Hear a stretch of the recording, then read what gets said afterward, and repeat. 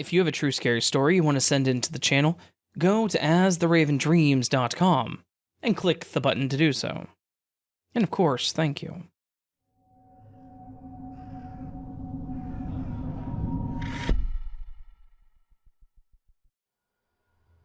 I'm working as a custodian at my old school. I know, really living the dream, right? Understaffed, overworked, and underpaid, just like everyone else is right now. There are perks to this job, however. I live 2 minutes away. Great benefits. And if something comes up on a Friday, I can come in Saturday to make up for it, without having to use any of my PTO or vacation days. One dreary Saturday morning, I was making up for the night before. Cold and rainy, just how I like it. My coworker was supposed to come in as well to set up for a basketball game and to make some overtime. Or so I thought. I show up and I'm the only one in the entire school. Now, it may be a small district, but our school is pretty big for such a small community. We have grade school, middle school, and high school all under one roof. I work in the middle school section of the building, smack dab in the center of the school. Middle school. Get it? I was walking down to my custodial closet when I heard a toilet flush. Now, this wouldn't be a big deal if the lights to the bathroom weren't motion sensors, as well as the toilets. I thought to myself, okay, I'm not even going to acknowledge that, and just kept walking. Being all alone in a building that big, your mind is sure to play tricks on you, although I'm sure I look weird on the security cameras constantly looking over my shoulder, or around corners. I get to the custodial closet, grab my cart and garbage can, and start on my normal routine. 2 hours in, I have to go to the bathroom. I use a private one behind the kitchen, in one of our 3 boiler rooms. Each section of the building has its own boiler room, where we keep additional supplies. This will be important later in the story. I go to the bathroom and have my AirPods in when I thought I heard someone walk in. I take them out, and I hear the sound of running water. I call out to see if someone else is in the bathroom with me, but I don't get a response. I finish up in the stall and open the door to see nobody there, but the sink is running scalding hot water. Now, this is super weird, because this sink wasn't running when I walked in, and it takes forever for it to warm up, let alone get that hot. I washed my hands and noped out of there. Everything else went without incident, up until my last 2 hours. We hold off on cleaning the restrooms for last, for obvious reasons. You don't want to clean them just to have someone come in and trash it again. I was restocking the paper towel dispensers when I realized I was out of paper towels to put in them, so I head over to the boiler room in the grade school section of the building. As I unlock the magnetic doors to the grade school, I could have sworn that I heard someone slam the boiler room door closed. I thought to myself, I knew it was my coworker messing around with me, and I walked over to the door that just slammed shut, only to open it, and inside the lights were off. I turned the lights on and looked around. There was no sign of anybody being in there since last night. There is a door that leads outside to the district office with a small window in it. At this point, I'm on edge and praying that if I walk over to it, I'll see my coworker outside laughing at me. I inch my way over to the window and see nobody outside. As I'm looking out of the window pondering just what the hell is happening, I hear a loud bang behind me. At this point, I'm kind of thinking about running out of the door and just going home because something is clearly not happy that I'm here. I somehow muster up the courage to turn around, and again, nobody is there, but a whole case of Lysol is on the ground. Now, you're probably thinking, okay, so it slid off, but no. This particular case of Lysol had mold or something growing on the side of it, and it was covered in dust from having been sitting there for 20 plus years, before one of our coworkers died from complications involving COVID. We called it his case, but out of respect, I won't name their name. I inspect a little further on the top shelf to see if it did in fact slide off. There were no slide marks. It was like someone picked it up, held it over the edge of the shelf, and dropped it. I didn't even put it back before leaving the boiler room and the grade school to escape to my closet for a breather. Since then, I haven't had a single incident. I've stayed from 8:30 p.m. to 5:30 a.m. by myself and haven't experienced anything weird, outside of the usual sound from something kicking on the other side of the school. I listen to your podcast at work, Raven, and thanks for keeping me entertained while I do boring, monotonous work for terrible pay. Well, thank you for sending your story in, because that was creepy.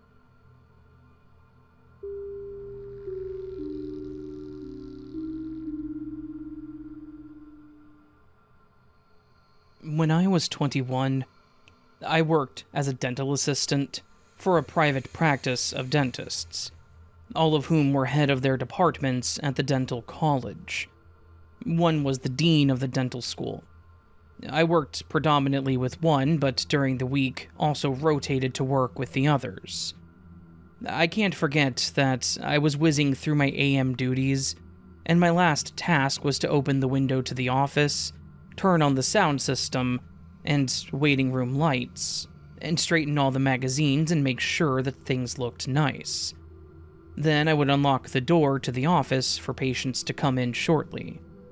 This day I was early and finished quicker than I expected, and looked up at the clock and then sat in a chair in the waiting room.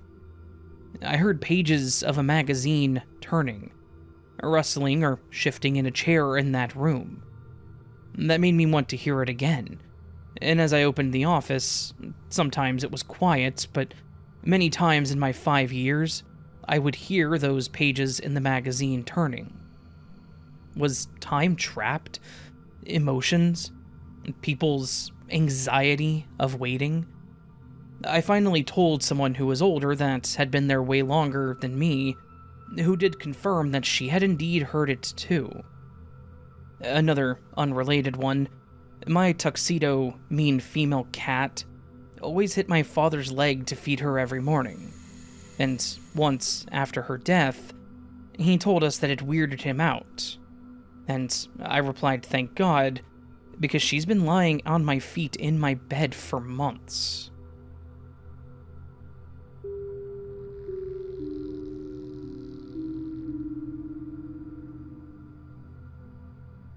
Hello, Raven. I like your videos, so I decided to tell you all the weird stuff that happened in my old house.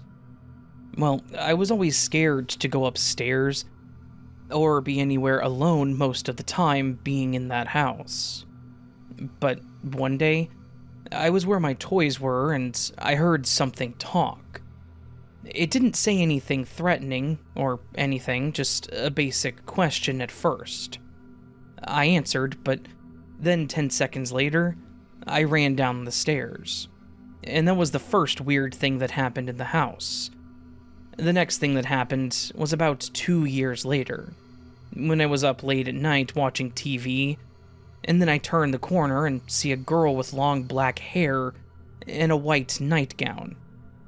I looked at her, but not for long, but she looked not angry, just kind of looked sad and confused.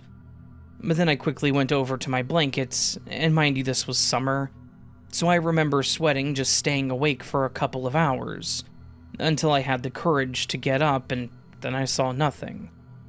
So now nothing weird happens for another 2 years, until I woke up early to see this girl with the palm tree haircut that my sister had walk down the stairs. I was confused and went into my sister's room, and she was sleeping in her bed. Definitely not as scary as the late night thing, but also something pretty weird. One last thing that didn't happen to me, but to my sister. She kept seeing the same man in her dreams for about 30 days. Mind you, she says that a lot of times she doesn't have dreams, but he would always be in the background watching. but in one case she was playing hide and seek, and he was behind the door. That's about as close as he got, but the weird thing is that I told her that it could be the dream man, which, not reading in the story, that's a really strange phenomenon that you should all look into at some point in time. So I showed her a picture of the dream man, and she got really scared, and she said that it looked like him, but his nose was more pointy. She said that she hasn't seen him since, and nothing else really weird has happened, but I hope that this was a good enough story, and maybe some other people can relate.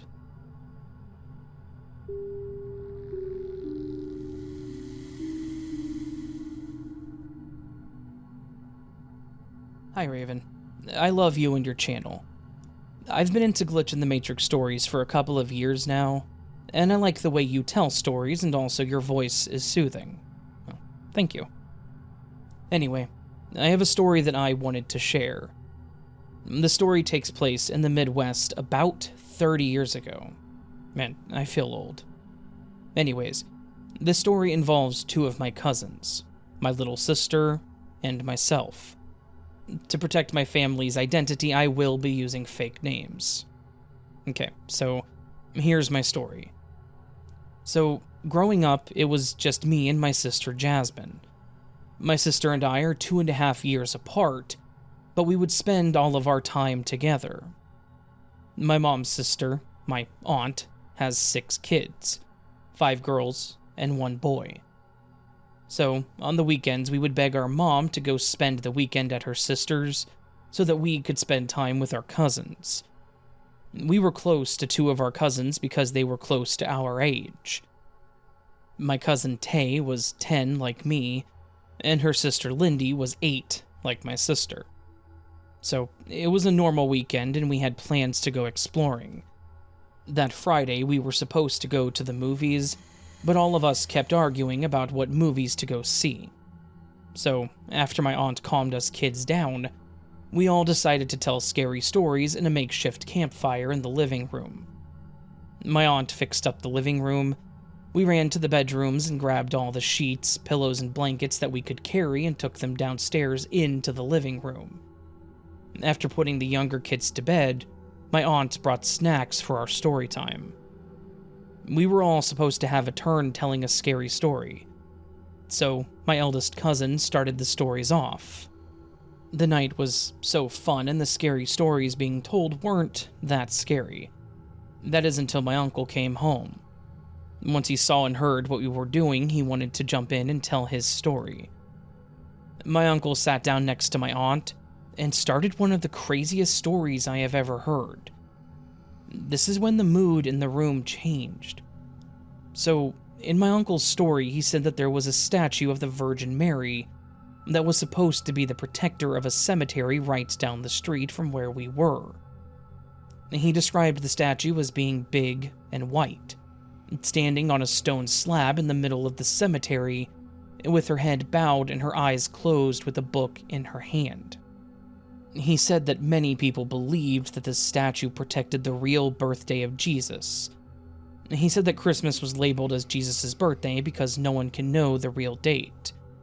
He told us that him and his friends didn't believe it, so they tried to open the book in Virgin Mary's hands, but checked out. When he was done with his story, we teased him for being such a scaredy cat and not opening the book, since it was just a stupid statue. My uncle laughed it off, and we all ended the night. Throughout the night, I couldn't stop thinking about the story that my uncle told. So, I made the plan to talk to my cousins in the morning because I wanted to go see this statue for myself. I finally fell asleep and woke up to my aunt cooking a big breakfast for us all. After all of us showered and went down to the kitchen, we sat down at the table to eat. After breakfast, I talked to my cousins about going to the cemetery that their dad had talked about the night before to find the statue. My cousin, Tay, and I were all for it, but our little sisters, Lindy and Jasmine, were scared because of the unknown. Lindy said that she didn't want to go because her daddy said the statue would come to life.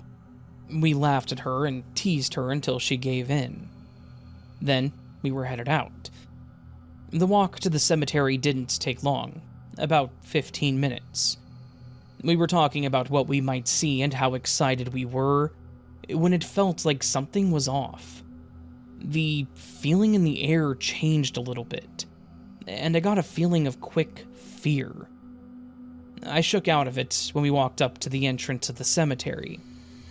Tay walked in first to try and prove that she wasn't scared. Me and our sisters followed suit. So, everyone knows how creepy a cemetery can be, but we knew that the park we always went to was on the other side of this cemetery, so all we had to do was get on the other side. The cemetery was pretty big, so it took some time to find the middle of it. My little cousin, Lindy, saw the statue first and sprinted straight to it. Since she was the youngest of us four, we couldn't lose her, so we chased behind her. We all finally stopped running when we caught up to Lindy right in front of the Virgin Mary statue. Being a little kid, looking at how big this statue was to us, it completely intimidated me a little. The statue was big and white, just like my uncle had described. She was standing on a big slab of concrete. She looked like one of those small statues of her with the blue garments on.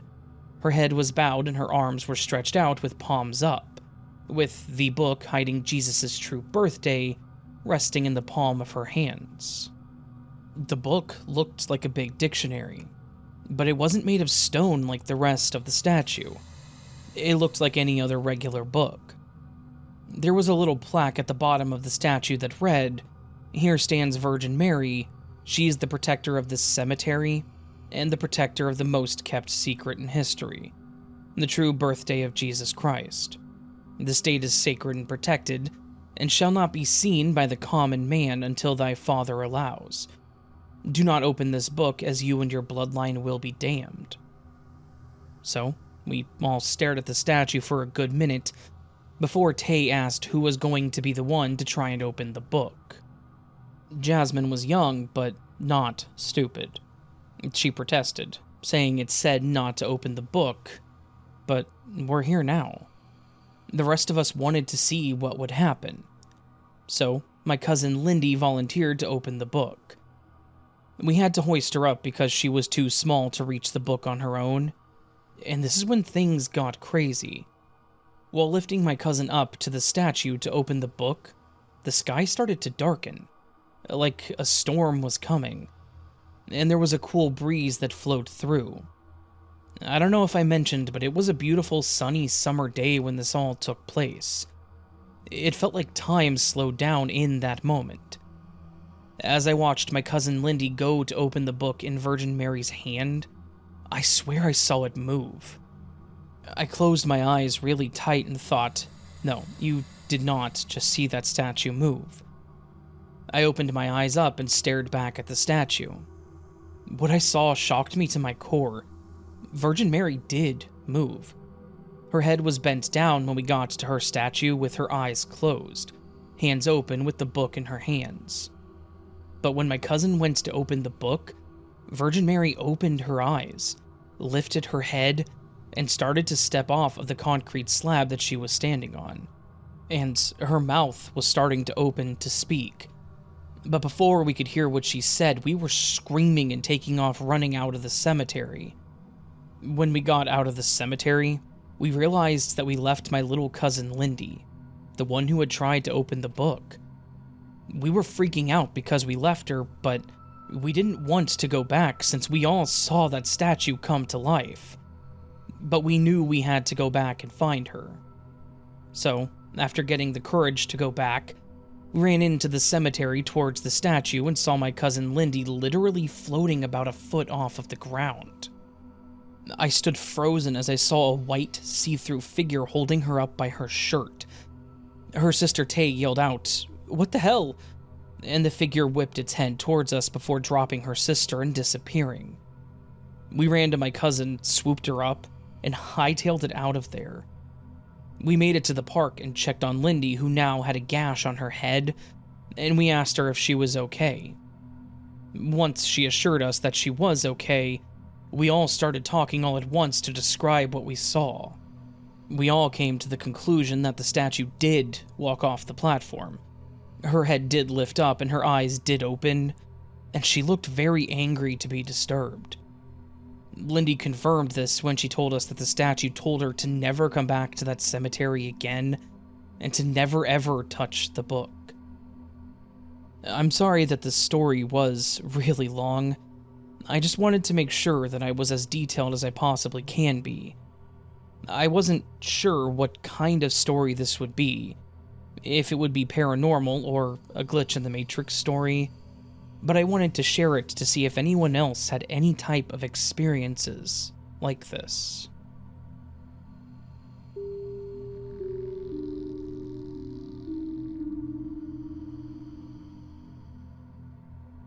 First, a disclaimer.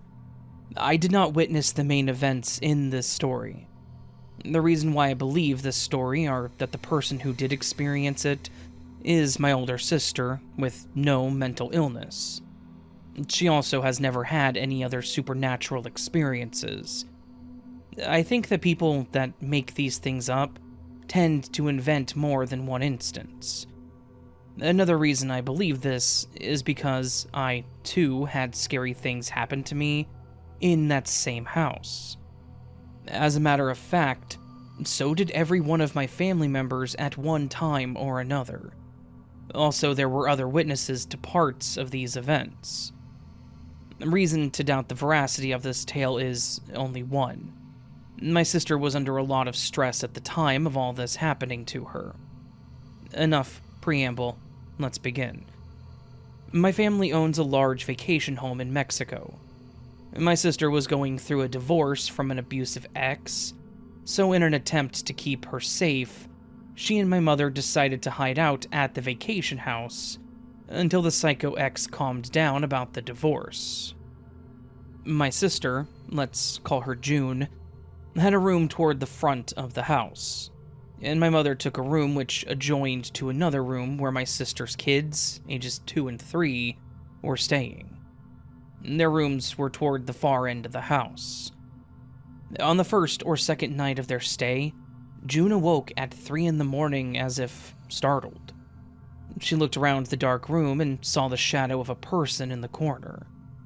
She couldn't think of anything making that shadow, but was exhausted and eventually fell back asleep. At the same time the next night, she awoke again, suddenly with a start. Again, she saw the same shadow. This time, she decided to investigate what was making that shadow. She turned on the light, and the shadow disappeared. She checked for anything that could possibly be making a human-shaped shadow, but saw nothing. At some point, she went back to bed and fell asleep more confused than anything. This happened again many nights. Finally, June decided to move all of the furniture to different spots to just stop the shadow, as it was now spooking her. The night of the day when she moved the furniture, she again awoke at 3 a.m. with alarm. And much to her consternation, the shadow appeared exactly as before. At this point, she'd had enough and yelled at the shadow, "What do you want?" The shadow rushed toward her with surprising speed.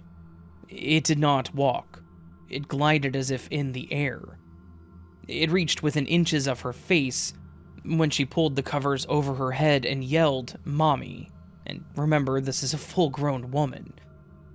Apparently, she yelled so loud that my mother heard her from all the way at the other end of the house, awoke, and ran to June's room. She flicked the light on and ran toward her, asking what was wrong. The shadow was no longer there. After June explained everything to Mom decided to contact a spiritualist and a priest. The priest, the spiritualist, and my aunt came by to bless and cleanse the house.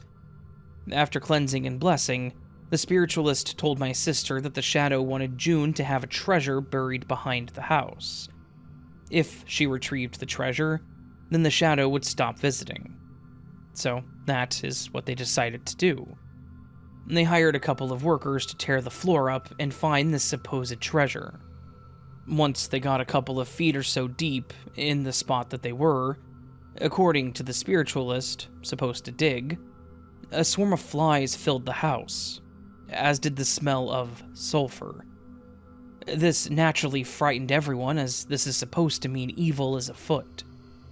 Still, they dug. My sister was near hysteria at this point. The spiritualist tried to calm her and reminded her that it would all stop once the treasure was June's. Whereupon June screamed, "I don't want their stinking treasure!" At that moment, the flies disappeared, as did the sulfur smelled.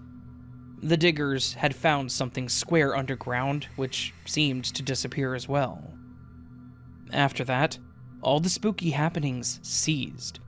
Not just the shadow, but other strange goings-on that I didn't get into here. In the end, I don't know why that stopped everything. Was this some sort of greed test that she passed? Who knows? She was just glad that it all stopped. I know how unbelievable this story sounds, but I promise that it is what every witness to the event swore to. Since I don't want people to think I'm making up stories or just plain cuckoo, I hope that you'll leave me anonymous.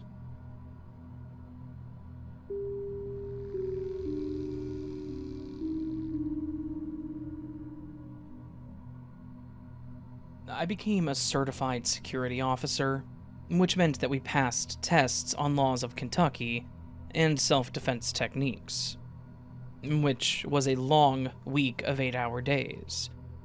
I was so glad when it was over. Once I worked in the campus day to day, I realized that you could feel like someone's mother, friend, coworker, or teacher, and sometimes disciplinarian. Students would be like grade schoolers, though super gifted high IQ students, or really motivated and mature. I had to lock up buildings and walk through them, and there were a lot of them spread out. We had a vehicle also, but I walked an enormous amount. This night, I was in the men's dorm. I refuse to call them college kids, as there is no such thing. They are college men and women. I would explain this to them, asking if they believed themselves an adult. Yes was always the reply, so there, I'd say, you're not a kid. So, on this night, I went past many heavy basement doors that I had to check. They were all manner of industrial or maintenance-type rooms that were to remain locked, but I would need to enter them to check them as well. One was the mechanical room holding spooky, noisy, belt-driven generators built in the year it began as a small college, back in the 1950s. By now, I knew all of these areas well, but some feeling I can only describe as a pressure existed around that ground floor, though I had never experienced this much fear in my life. This night, I only needed to try these doors to ensure that no one forgot to lock them, which went quickly. Walking in a gallop, I would try and get lever resistance at each heavy steel door, then move to the next door to try. That was when I heard a clearly blood-curdling scream. I did have immediate fear. We only had a long, heavy flashlight and no weapons. This was the men's dorm, so I immediately thought the R word. I inserted the key into maintenance, and I knew those belt-driven generators do loudly screech. They get momentum and then squeal, but this was a woman's scream. After turning the heavy key in that stout door, I turned the steel knob and pushed the door to open it. Someone was pushing it back on me. I rammed it with my shoulder suddenly to throw them off balance, and again felt someone push against me. So, being quite strong, I gave it one hell of a ram. It opened and was pitch black. I looked up high to down low, carefully walking to the area that I knew I heard the scream.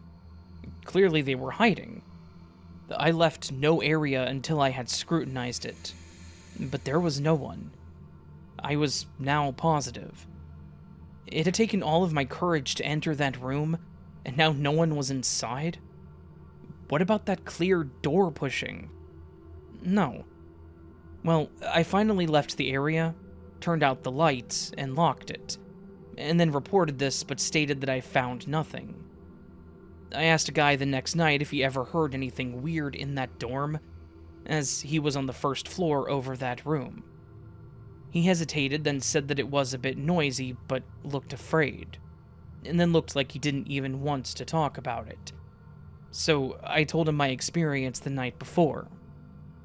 He didn't even bat an eye, and just slowly wagged his head and said, yeah, lots of weird sounding things, and not machines.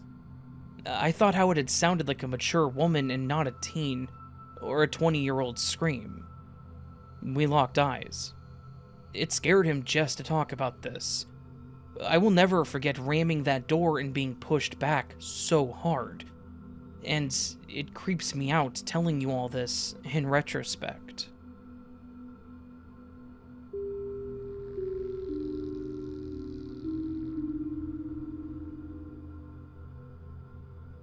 My dad's mother died, that would be my grandmother, and we went to the viewing at the funeral home. It was crowded due to her overpouring love that she always gave everyone during her life. The day was fair and clear. Evening now was upon us, and suddenly the lights went out, but just in her viewing room. The ruffled funeral home owner expressed his wonderment, saying that they have backup generators, yet they weren't working, and the rest of the other viewing rooms for 2 other deceased were still well lit. My young eyes looked up to the casket. A red candle lit near her head to symbolize the everlasting life in Christ flickered in this darkness, and it appeared due to the flame movements that her face was moving. Everyone collectively gasped when the lights went off, and with no windows in there, it was pitch black. Then, when they came back on, everyone sighed and chuckled a bit, but then boom, they were out again. The flustered funeral home owner apologized, saying that inside all was well, except for this room, and he checked outside and it was all perfectly normal, no storms or anything. So, 1 year later, Mother served us all dinner, saying, "Do you know what day this is?" Someone said September 13th. Then I, the younger of the 2 daughters of my parents, said that it was Daddy's mother's death date, which was correct. Before anyone could speak, our power went out for about 4 seconds, and then kicked back on. In 65 years in this house, do you know how many times our power in this 1958 house has gone out? Only 3 times. 1 due to a blizzard in Louisville, Kentucky, that day much earlier, and 1 time when a neighbor hit a pole taking down a transformer. So, it's a very rare occurrence. So after this, things started going missing left and right. Mother was totally organized and never misplaced anything. Neither did my dad. He would know if you put away his handkerchiefs in his dresser drawer, and that's literally. He had done intel work in the army. My brush for my long hair went missing, and I never used it anywhere but at my dresser. And other brushes would not do, because my hair was so thick that it would often break the brushes. My grandma had said that I had hair like hers. Which, Daddy had very expensive cameras and special lenses. Nobody but him would touch them ever. So, right after this incident, he wanted to know where his telephoto Nikon lens went. He never misplaced a lens. Months passed. One day I was about to take a bath, and I saw that there were a few big towels left. I thought, what is that? I thought it was a clever gift of perhaps his cologne, made to look like the black leather case of a lens. I then opened it carefully in disbelief. It was my dad's shelf for his stuff, on the right and then towels to the left. There was no way he'd not have seen it, nor any of the 3 of us putting stuff away constantly, but it was. It was amazingly not harmed by moisture. I know that she did it and other things. Also, very suddenly, my brush, after being gone for months, and after I'd bought a new one a while back, was sat right on my dresser.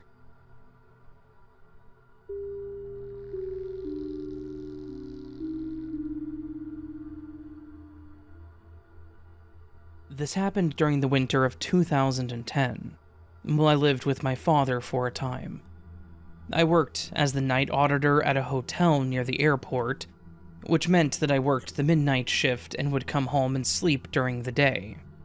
This day was no different, except that my dad wasn't at the house when I got home from work at 7 a.m.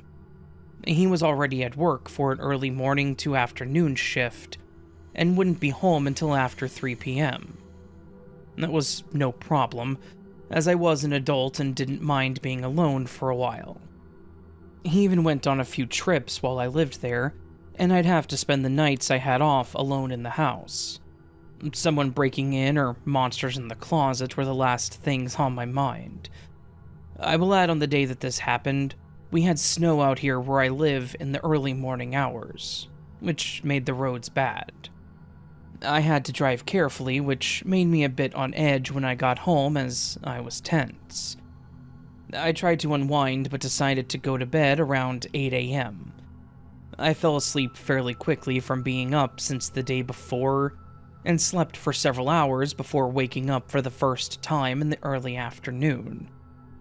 This is where things were frightening, because I noticed footsteps coming from right outside my door as soon as I was conscious. Floorboard squeaking is a very distinct sound, and I was sure that's what I'd heard. I looked at the alarm clock on my nightstand just after 1 p.m. Oh, Dad must be home early, I thought. Curious, I decided to check for myself. Our house had an attached garage where my car was, so I went to the window. I expected to see my dad's yellow Mini Cooper in the driveway when I checked. I got up from my bed and made my way to the window. I could tell the snow from where I stood, but the ground was still wet. The sky was still overcast, though. I got to the window, looked down, and immediately my heart stopped. My dad's Mini Cooper wasn't there, which meant the person I heard must be an intruder, right? With my legs shaking, I tiptoed into my dad's room and took his pistol from his chest of drawers, convinced that I wasn't alone there. Treading softly, I moved into the hall to search the premises fully with the gun trembling in my hand. Blue, wintry light filtered into the dining room, the only light that I could see. I was too afraid to switch on the light or to speak and give myself away.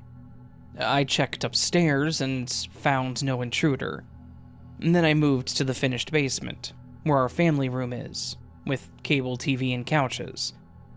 There was much less light here than upstairs, which made me even more nervous. When I got to the bottom of the stairs, I hid behind the stairwell, surrounded by 2 walls.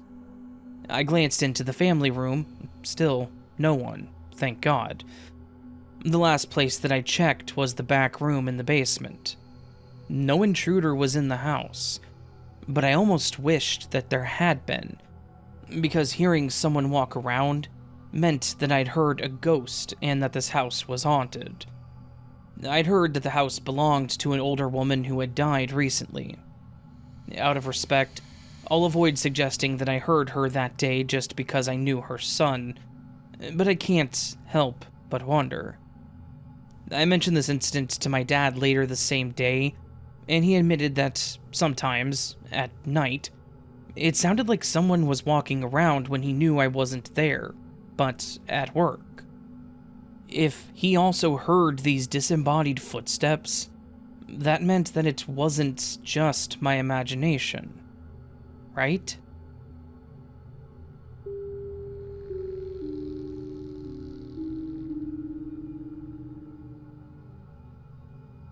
I worked with a guy named Ricky, and we became good friends, and this is his story.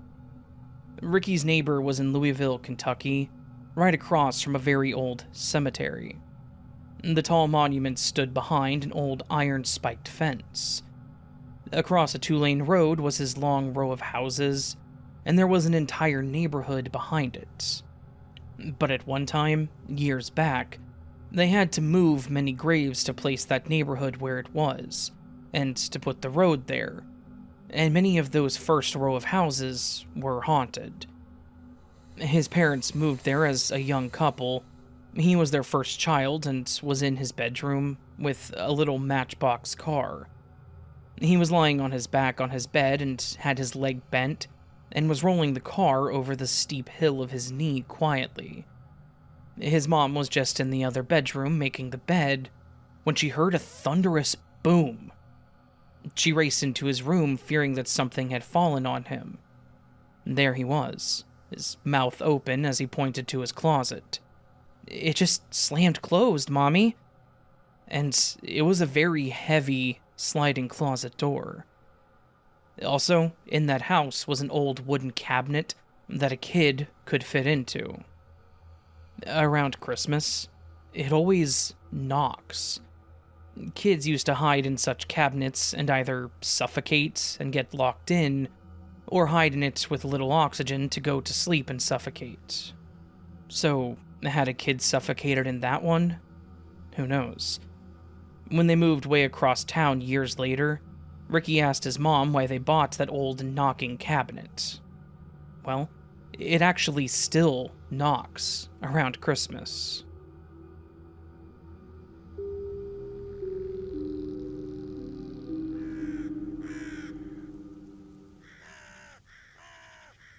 So that, my friends, was a collection of some creepy paranormal stories. Paranormal stories are always... fun is the wrong word. They're always good for a scary time, right? They're always good to just listen to, and in my case, read, and just enjoy the creepiness that happens. Because that's what they are, right? They're creepy. They're chilling, as the thumbnail says to this video. They're just scary stories, and they're good. And, I don't have any experiences that I can offer up in the paranormal realm. Never really had any paranormal experiences. Had some weird stuff happen sometimes randomly, but as I've mentioned before, nothing to really share. So, thank you to all of you who decide to share your stories with me. All of these were actually sent in from listeners. So yeah, this is technically a paranormal stories from subscribers video, you know. That's a rarity. Sometimes, or most of the time, they actually come from Reddit too, so. Most of the time. Not always, but most of the time. We'll definitely be getting some more of those from Reddit here in the near future. Yeah. All that said, friends, if you have a paranormal story you want to share, just go to astheravendreams.com, my website. Click the button to submit your story. It's right there in the center. I tend to read these stories as soon as I can. There is sometimes a delay because sometimes I'll have stuff plotted out for the whole month, and I'll already have the stories, and then I get submissions, and it's like, well, I can't make another video because it's already plotted, so I have to push it off a little bit. But if you send me a story, odds are I will read it. I think there has literally been one story that was submitted to me that I didn't read. I won't get into the reasons, but it's the only story I've not read that's been sent to me. I'm just kind of blabbing here. Yeah. Send your stories my way if you want to. If you like the video and like these stories, please hit the thumbs up button. If you want to hear more stories like this and stuff that's very different, just subscribe to the channel. Hit the bell icon if you so choose. You don't have to do that if you don't want to, but I would appreciate it. And, yeah. You can also watch some more stories. Down in the description, there's links to some more videos. And, as some people say, the algorithm likes it if you watch multiples of my videos together. It's silly. And don't ever feel, like, pressured, but, like, you know, maybe watch one of those, too, if you haven't already. Or don't. You're the arbiter of your fate. You don't have to do anything that I ask or say, so, yeah. You can also oh my, what is wrong with me? You can also leave me a comment if you're feeling ever so bold and choose to do so. I almost said if you can also feel bold, and I'm just gonna shut up. Comment down below if you want to. Say hi, how you doing? Tell me a joke, I guess. My brain is not functioning today. All that said, friends, hope you have a beautiful day and a beautiful week. Hope I do see you again here very soon. But until then, remember, you are loved, you are valid, you are important, you are the best you that you can be. Do not forget it, and don't let anyone tell you otherwise. And until next time, my friends, much love, and sleep well.